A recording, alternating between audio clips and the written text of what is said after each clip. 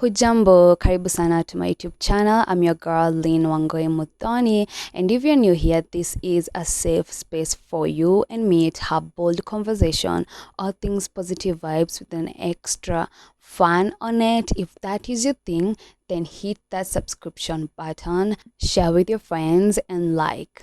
It's all about feeling home and feeling comfortable on this space. So yeah, I know it's been a minute. I know it has been like a few months. I haven't done any YouTube video, and guys, you have no idea how badly I beat myself up when I haven't done the things that I'm supposed to do. But I'm here. To those who have been asking me what happened to your YouTube channel, you know what? I am back, and I am so sorry that I have been quiet for quite some time, but I'm here now.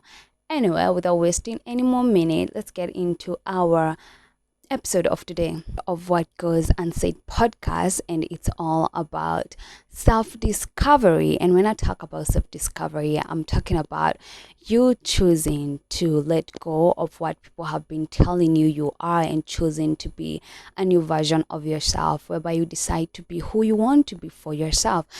And for quite some time, I think for myself, I had always been so afraid of self-discovering myself. I have always been so scared of getting to see a new version of myself because I was so scared of her, and I was so scared of what she would mean to be to me and what she would become for me. And I think it's okay to honestly be so scared of that. It's okay to honestly be terrified for a new change. And that is human nature. That is something that I have honestly continuously tried to put in my head and tried to continue with it, that change can be difficult. Honestly, change can be so fucking difficult. Change can be scary. Change can be hot, like super hard, and you have no idea of what to do with that. And I think it's amazingly, incredibly beautiful as much as it's scary, and getting to decide for yourself whether you want to let that part of yourself go or you want to hold on to that part of yourself. It's always a journey of asking yourself each and every second, does that version of myself fulfill me? Does it make me feel whole? Does it make me feel like myself? Is that who I am? Is that what I want to be for the next 2 years, for the next 3 years? Is that version of myself worth of me sacrificing the life that I'm living right now? You might be working at a place where you don't like your job. You might be having friends that don't get you. You might be around people who generally don't have an idea of who you are because they have only seen that version of yourself, and they are not even sure of what to do with this version of you that you have already provided to them, and they didn't take that quite as much as okay as you expected them to be. But it's always a journey. As I said, it's always a journey to discover yourself, to get to understand who you are. And I think that is the beauty of life. I think that is the most incredible part of existing, because you are changing, you're constantly evolving each and every second that you are alive, that you are existing. You are constantly becoming new version of yourself every minute, and you're shading the parts of yourself that are kind of not satisfying you in any way. They are not satisfying you in anything that you want them to. And I think it's more of shading that skin. I like to use that word so much. I don't know why, but I always feel it's so fulfilling when I use it, shading the parts of yourselves that don't feel quite as much of fulfilling as they should. And you just coming out of that shell and just enjoying the view of you, of what you have created after self-discovering yourself. It's more of getting to change a menu. I always like to view it like that. When you go to a hotel, maybe you'll like chips masala. I'm much of a spicy person. I love spicy food, which are like super spicy. So what I mean is that you go to maybe a hotel or a restaurant that you had always loved a certain food from that place, and then at this particular time you don't feel like eating chips masala, which are spicy. No, maybe you feel like having a hot cup of black tea or green tea with some maybe samosas or eggs or anything else, and you realizing that I didn't have this because I didn't like this and that. I didn't get a chance to order this and that a few times ago, or a few weeks ago, or even a few months ago, because I was so comfortable eating my chips masala like all the time. So I was so like, no, I don't wanna have to taste anything else that I have never tasted before. And so you're so used to having one taste of something. And that moment where you choose to have a different cup of tea, you choose to have a green tea, and you come to realize, okay, wow, that is some good shit right there. Why have I never tried that? That is what I mean, guys. It's more of discovering new things within yourself and enjoying every minute. Imagine you being so used to that one meal, and then when you taste a different meal, which is way much better than the one that you have been used to, you get what I'm you get that feeling so good in your mind, and you just don't know how to process that. But do you know what you do? You realize that it's good. It's cooked well. It's amazing. It's extraordinary, and I love it. I like it. I think I'm gonna be having this for quite some time for myself. And you continuously get to choose new things for yourself. You get to discover things in a very different way, in a very different angle, and you start to view yourself in a very different ways, and get to understand who you want to be and who you are, and loving yourself through all those phases, through all those moments where they feel scary, they feel terrifying, they feel out of this world, they feel like you don't understand what is happening. And you come to understanding that you are evolving, you are self-discovering yourself, and there's nothing wrong with that. And I know it comes with a lot of questions. Will people accept me for this? Will people get to understand me for this and that? Will people get to treat me better, or are they going to treat me worse? Are they going to treat me worse? Are they going to treat me this and that? And I think you should block that part of questioning your everything that you do, and just putting people first.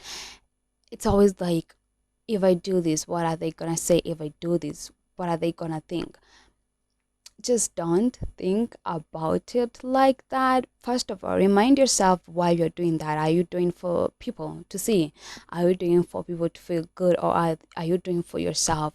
Who are you doing it for? I always ask myself that question so many times when I decide to just pop out of my bubble that I've been caging myself for quite some time, and then just decide to just become something new. And I always ask myself, am I doing this for myself, or am I doing this for people? Answer being, I'm doing this for myself. And you just stand on that point. I'm doing this for myself.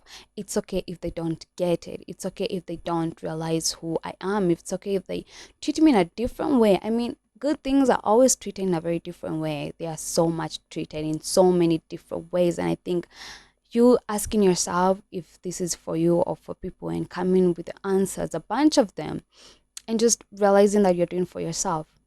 And that's the point. You are self-discovering yourself for yourself. You hated certain things, you liked certain things, and now you don't feel like you like them anymore. And that is okay. And I think humanity is so scared of change. It terrifies people because we are so used to not letting go. Personally, a while ago, I was not a person to let go easily, in terms of my feelings, in terms of what I'm going through, in terms of what I have gone through, in terms of what is happening in my current life. Like I used to get those things so tight on my hands, and just I will let them be there because I didn't want them to let go. Maybe it's a new series that I've been watching, and I have discovered a new one, and I don't want to let go of this one. Like, I want to watch this one over and over again. That's okay, but is it serving you? Yeah, you're going to do that. You're going to try to hold those things so much in your hands, but do you know what they do? They block you from discovering more of the world. For instance, you're having like a bunch of money in your hands, right? And then you have been maybe promised a fortune, more money than the one you have. Let me just use the term money. And so you have holded your 50 shillings on your hands, and you have been told, there's 1,000 shillings somewhere. You want to go and maybe work for it, maybe start this new job, and maybe get a chance to have more, and then you don't want to do that because you are not even sure whether that money is gonna come, and you're so much holding your 50 shillings on your hands like that. You don't want to spend on it, you don't want to let it go. I know I'm using the term money is crazy, but let's just, you guys know what I'm talking about, so let's just continue using the word money. So you're holding your 50 shillings, you don't want to let go, you don't want to use it, you don't want to buy anything with it, you just want it to be in your hands so badly. You want it to stay somewhere that you can see, right? And so you lose this opportunity that you have been gifted with, and it's gone. But just imagine if you let go of these 50 shillings, maybe keep it in your bank account, save it, do something with it, buy something with it, just do anything with it, and just leave a space for more blessings to come. And I think when you let go, you're not just letting go for you to be empty. You're letting go for you to welcome new beginnings, new blessings, new miracles, and new changes that are bound to come to your life in a very positive way. So you letting go is you allowing more of the things that are meant for you to find you, because you cannot always try to hold on to things that aren't serving you anymore just because you're scared of new things to come. I think you letting go means you are making room for new blessings, new miracles, new everything else that is so positive and that is going to serve you in a very positive way. So you're letting go of your old version and just discovering your new versions of yourself, and just accepting yourself for that is the most sexiest thing a human being can do to themselves. I think it's you getting to understand who you are. And self-discovery, it's more of both mentally, physically, and emotionally growth. It gives you so much growth and so much freedom for you to become each and every new versions of yourself as you would like, as many of them as you choose to be. So yeah, letting go doesn't mean that you are losing. Letting go doesn't mean that you are going to be left empty-handed. No, it simply means that you are creating more space for more growth, both mentally, emotionally, physical, and even financial growth. You are creating more space for yourself, for more discovering of who you are. It might be a new hobby that you just discovered. It might be a new talent of yourself that you have just come to realize that, yeah, oh, I'm capable of doing that and this and that. And so yeah, self-growth is a continuation of a journey that you just start and you never stop to discover yourself. And it's always a reminder to always love yourself and be okay with yourself and be kind to yourself through all this discovering of yourself and of who you are. So yes, guys, that's all for today. And if you haven't subscribed to my YouTube channel, please do hit that subscription button, like, comment, and share with your friends. And yes, as always, I'm so thankful, I'm so grateful that you have given me a few minutes of your time to come and listen to my yapping and talking. And I'm thankful. Thank you so much. And I would like to hear from you guys, so leave a comment on the comment section. Until next time, kwaheri.